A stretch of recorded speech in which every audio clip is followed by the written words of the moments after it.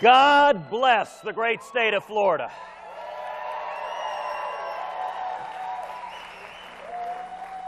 I am thrilled to be with you today. Well, thank you, and I love you too.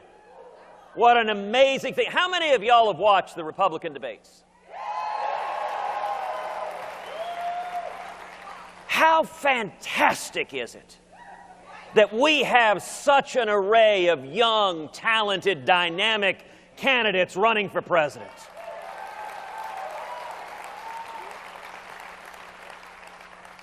And what a contrast with the Democrats. You know, I think the first Democratic debate was Hillary and the Chipotle clerk. Well, no, actually, that's not fair. We can't forget about Bernie Sanders. So now the Democratic field consists of a wild-eyed socialist with ideas that are dangerous for America and the world, and Bernie Sanders.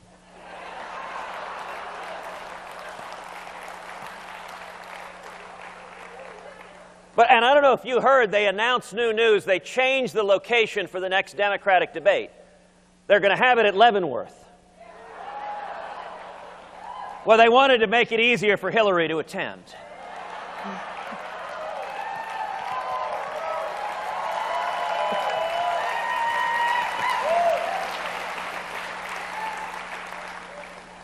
You know, all of us are here today because our country's in crisis. We're here today because we're bankrupting our kids and grandkids, because our constitutional rights are under assault each and every day, and because America has receded from leadership in the world, and it has made the world a much more dangerous place. And yet I'm here today with a word of hope and encouragement and exhortation to each of you. All across this country, all across the state of Florida, and all across the nation, people are waking up. And I'm here to tell you, help is on the way.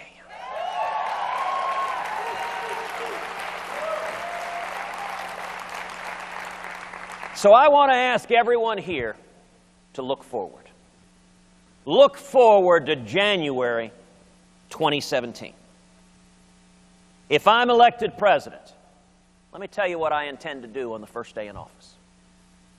The first thing I intend to do is rescind every single illegal and unconstitutional executive action taken by this president.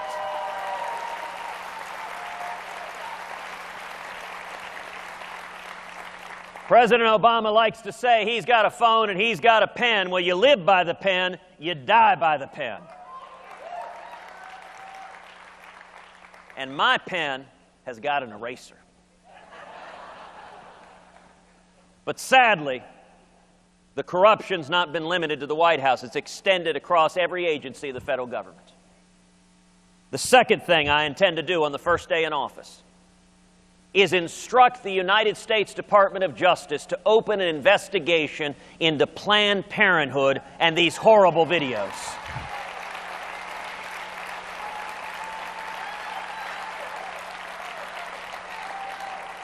And to prosecute any and all criminal conduct by that organization.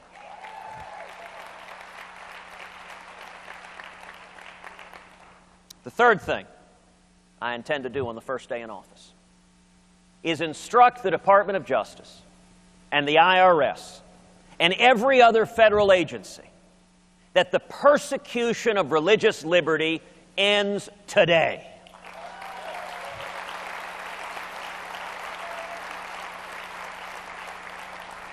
That means that every serviceman and woman has the right to seek out and worship God Almighty with all of our hearts, minds, and souls, and their superior officer has nothing to say about it.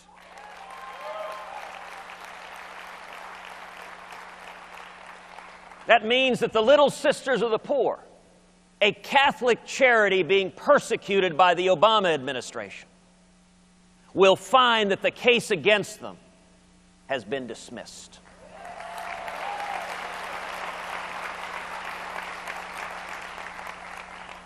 The fourth thing I intend to do on the first day in office is rip to shreds this catastrophic Iranian nuclear deal.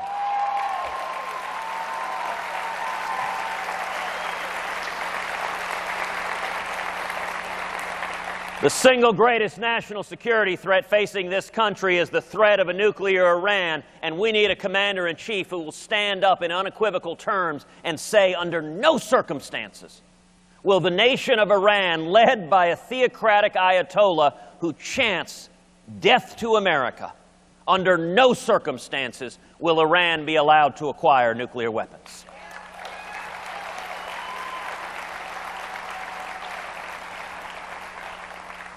The fifth thing I intend to do on the first day in office is begin the process of moving the American embassy in Israel to Jerusalem, the once and eternal capital of Israel.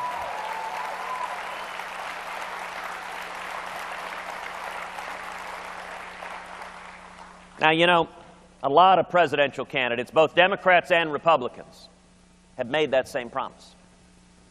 And yet, inevitably, when they get to the White House, they don't do it. Because what happens is their team comes to them and they say, you know, if we do this, other folks in the Middle East will be really, really unhappy with us. Well, if you hadn't noticed, they're already pretty unhappy with us.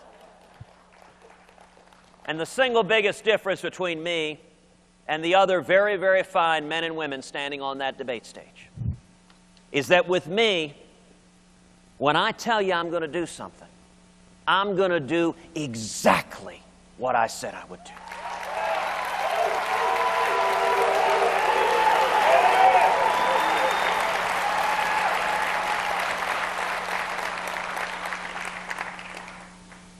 That's day one. There are 365 days in a year, 4 years in a presidential term, and 4 years in a second term.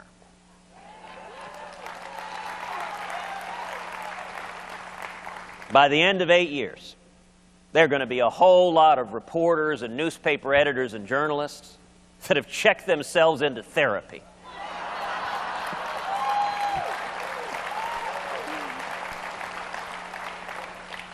In the days that follow, I will go to Congress, and we will repeal every word of Obamacare.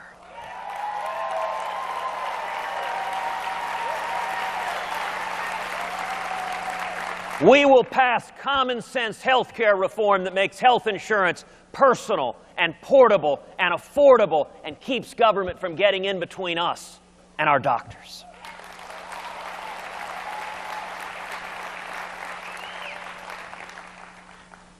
By the way, what are these? Is Obama coming?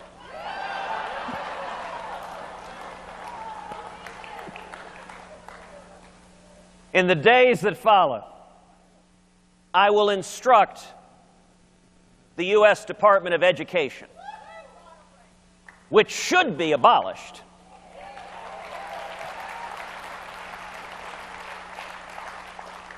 I will instruct the Secretary of Education that Common Core ends today.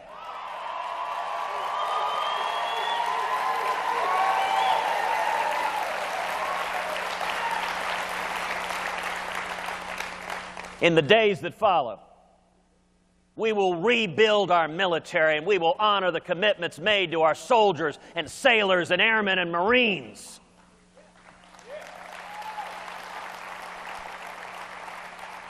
And that includes protecting the rights of our servicemen and women to keep and bear arms and defend themselves.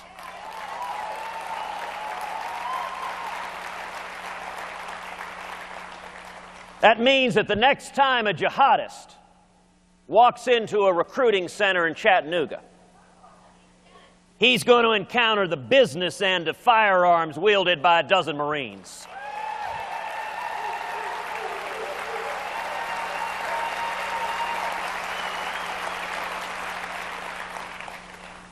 In the days that follow, we will finally secure the borders and end sanctuary cities.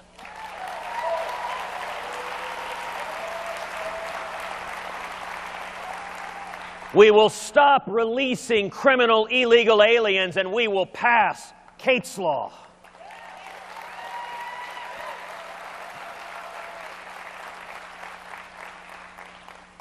In the days that follow, we will take on the EPA.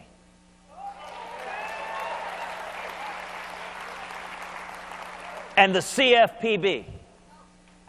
And the alphabet soup of federal agencies that have descended like locusts on small businesses, killing jobs all across this great country.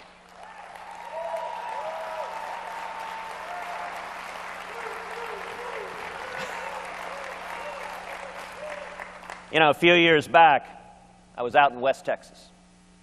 And I asked folks there, I said, what's the difference between regulators and locusts? I said, well, the thing is, you can't use pesticide on the regulators. And this old West Texas farmer, he leaned back, said, want to bet?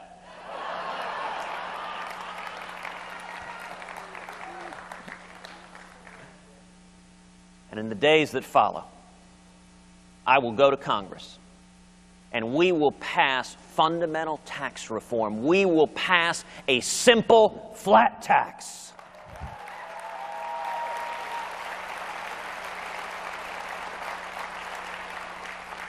$10% for every American, so that every man and woman can fill out their taxes on a postcard. And when we do that, we should abolish the IRS.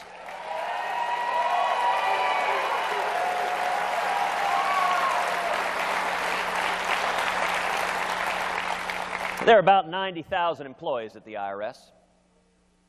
We need to padlock that building. Take all 90,000 and put them down on our southern border.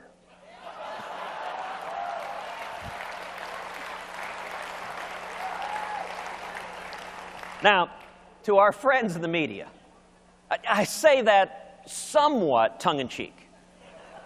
But, you know, if you think about it, sir, imagine you traveled thousands of miles in the blazing sun. You're swimming across the Rio Grande, and the first thing you see is 90,000 IRS agents. You'd turn around and go home, too.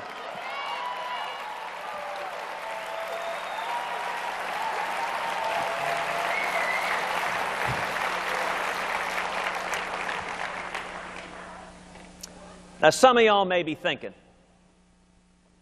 all of this makes sense to me. It's basic common sense. Live within your means. Don't bankrupt our kids and grandkids. Follow the Constitution. But can it be done? Can we do it? You know, Scripture tells us there's nothing new under the sun. I think where we are today is very, very much like the late 1970s. Same failed economic policies. Same misery, stagnation, and malaise. The same feckless and naive foreign policies. In fact, the exact same countries, Russia and Iran, openly laughing at and mocking the President of the United States. Now, why is it that that analogy gives me so much hope and optimism? Because we know how that story ended.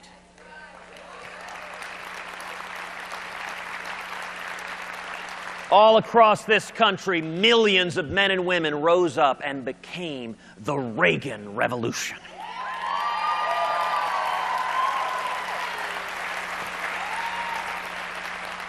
And it didn't come. Washington despised Ronald Reagan. By the way, if you see a candidate who Washington embraces, run and hide.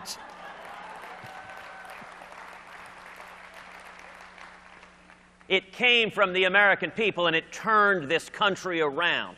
We went from stagnation to booming economic growth, to millions lifted out of poverty into prosperity and the American dream.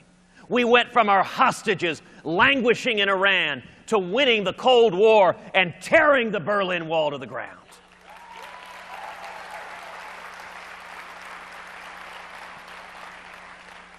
The reason I am so hopeful and optimistic is the same thing is happening again. We are seeing the American people wake up all over the country. You know, 6 months ago, when we launched our campaign for president, the New York Times promptly opined, Cruz cannot win because the Washington elites despise him.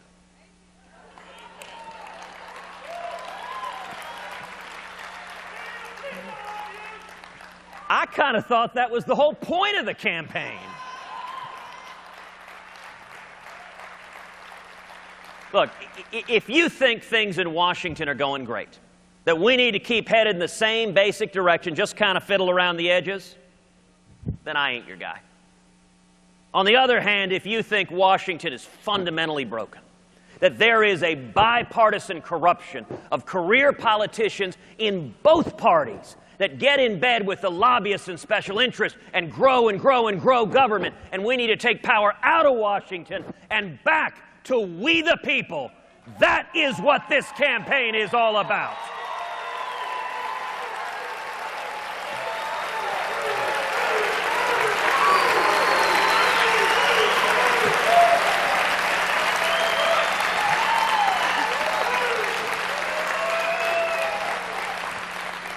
Well, you know, the Times continued.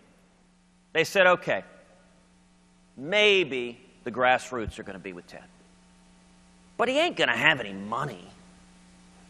All the money is controlled by those Washington elites, and the lobbyists are all supporting other candidates in this race. Well, a funny thing happened on the way to the forum. A few weeks back, all the campaigns filed their latest fundraising reports. Out of 17 Republican candidates who started this race, do you know which campaign has the most cash on hand, the most money in the bank? We do.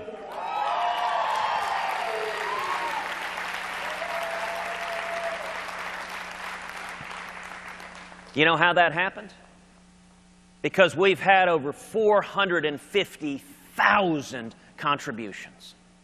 People all over the country going to tedcruz.org. tedcruz.org. tedcruz.org. It's tedcruz.org. Our average contribution was $73. That is the power of the grassroots.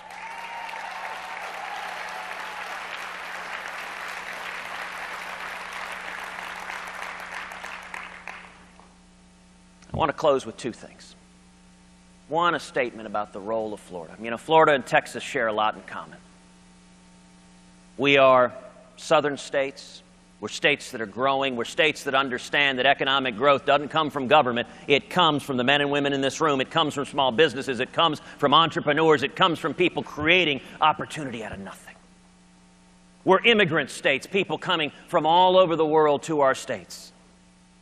We also share a similar dislike for snow. I like to tell people you can't shovel sunshine. There is a reason people are fleeing high-tax, high-regulation states all over the country and coming to states like Florida and Texas, because jobs and opportunity and growth and the future is in states like Florida and Texas.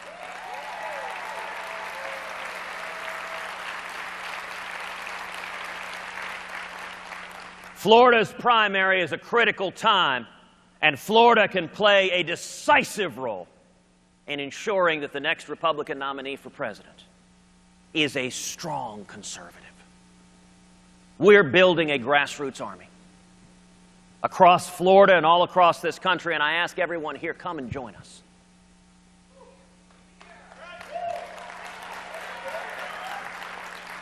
The last thing I want to say is this.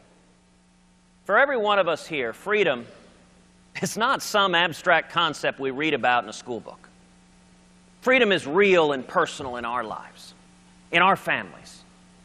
You know, for me, I think about my dad, who 58 years ago fled Cuba.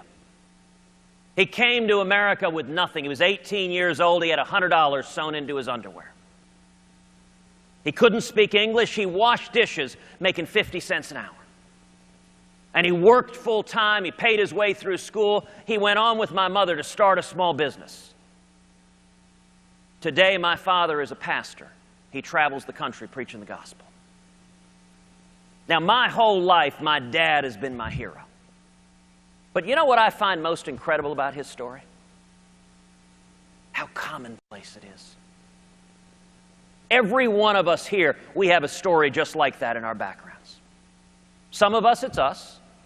Others, it's our parents. Others, it's our great-great-great-grandparents. But what ties Americans together is every one of us, we are the children of those who risked everything for freedom.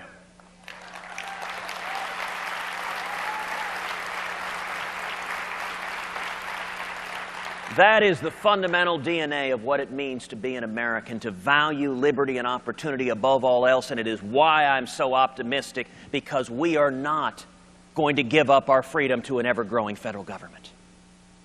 You know, when I was a kid, my dad used to say to me over and over again, when we lost our freedom in Cuba, I had a place to flee to. If we lose our freedom here, where do we go?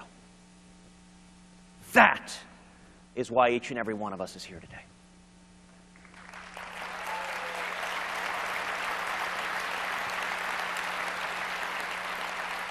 Because we are not content to go quietly into the night. We are not willing to give up on our children and grandchildren. And I tell you this, if we continue to come together, if we stand together to defend freedom, to defend the Constitution, if we, the people, rise up as one, we can bring back that last best hope for mankind, that shining city on a hill that is the United States of America. Thank you, and God bless you.